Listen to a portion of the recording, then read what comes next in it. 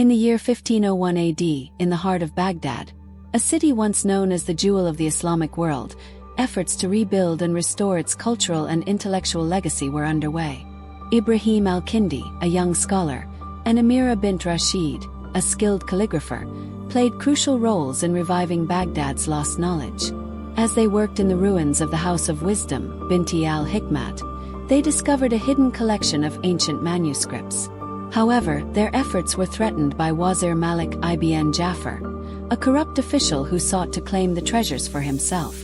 Their struggle to protect Baghdad's heritage would shape the future of the city's intellectual revival. Baghdad, once the shining beacon of knowledge, had fallen into despair. The great libraries burned, the streets lay in ruins, and scholars had either fled or perished.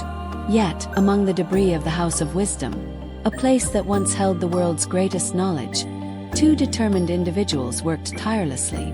Ibrahim al-Kindi, a young historian, and Amira bint Rashid, a master calligrapher, sifted through the rubble, searching for anything that could be saved. Their hands were covered in dust, but their hearts burned with hope. One evening, as the golden sun dipped behind the Tigris, Amira uncovered a small, hidden chamber beneath the wreckage. Inside, they found stacks of manuscripts, fragile yet intact, containing the lost works of Al-Khwarizmi, Al-Razi, and Ibn Sina. Their discovery was monumental. It was as if the soul of Baghdad had whispered back to life.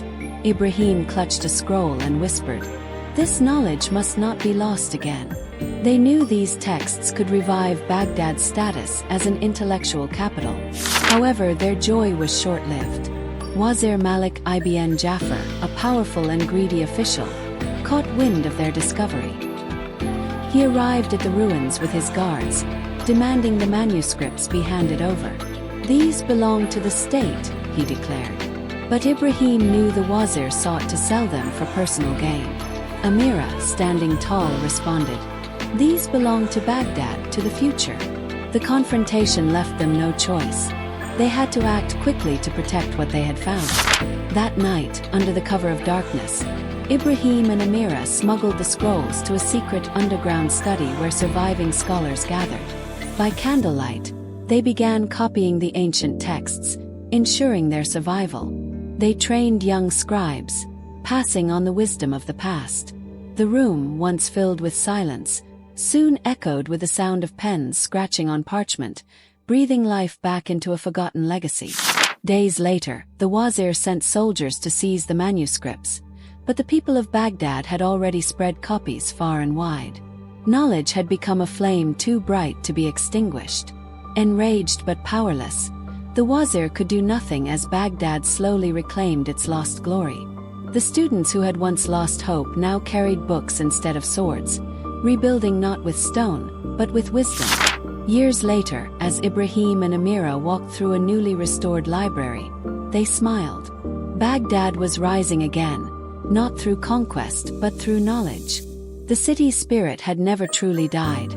It had simply waited for the right hands to bring it back to life. This story highlights the unwavering spirit of those who fought to restore Baghdad's cultural and intellectual heritage. Despite war and destruction, knowledge remained a beacon of hope, ensuring the city's rebirth.